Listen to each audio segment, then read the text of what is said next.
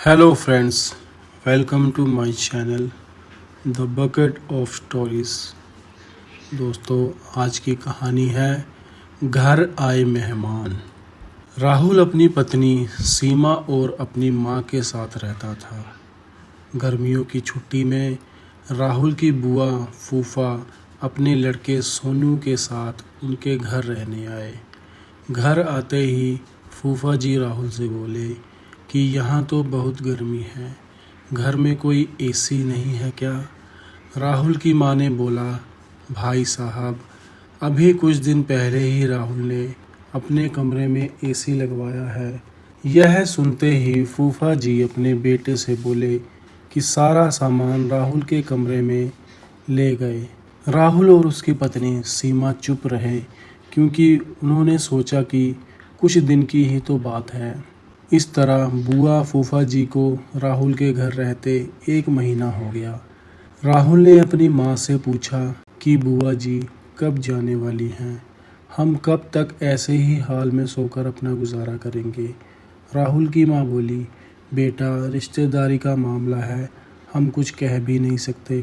राहुल की पत्नी सीमा बोली, वह सब तो ठीक है, लेकिन उनका छोटा लड़का सोनू सारा दिन घर में उधम करता रहता है। कल तो उसने हमारा नया सोफ़ा बुरी तरह फाड़ डाला। राहुल इस बात पर बहुत गुस्सा हुआ कि नया सोफ़ा फाड़ दिया। वह अपनी पत्नी से बोला, तुम सोनू को ऐसा करने से रोकती क्यों नहीं? सीमा बोली, जब से बुआ फूफा जी आए हैं कुछ कुछ खाने की डिमांड करते हैं, जिससे मेरा और माँ जी का सारा दिन तो रसोई में ही बीत जाता है। राहुल ने कहा कि मैं अभी जाकर फूफा जी से पूछता हूँ कि वह आखिर कब जाएंगे। राहुल ने बातों बातों में फूफा जी से कहा कि 1 महीना हो गया है, आपको जॉब की छुट्टियाँ ख़त्म हो गई होंगी ना? फूफा जी बोले, मैंने जॉब तो कब की छोड़ दी, अब तो मैं बिजनेस करता हूँ और अब मैं इस शहर में भी कुछ बिजनेस खोलने की सोच रहा हूँ।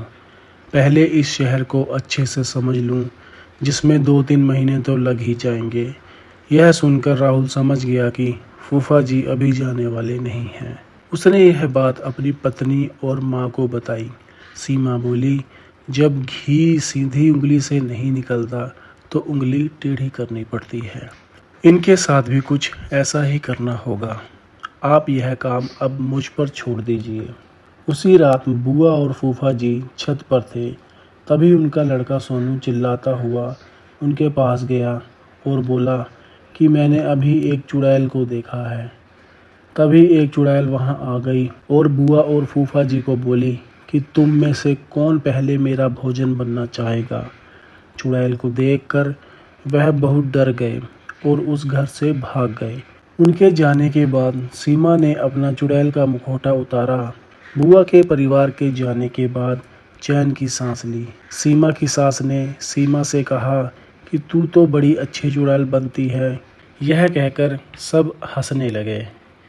दोस्तों, इस कहानी से हमें यह सीख मिलती है कि हमें किसी भी रिश्तेदार का गलत फ़ायदा नहीं उठाना चाहिए। जिस तरह बुआ के परिवार ने अपनी रिश्तेदारी का गलत फ़ायदा उठाया और दूसरों को परेशान किया।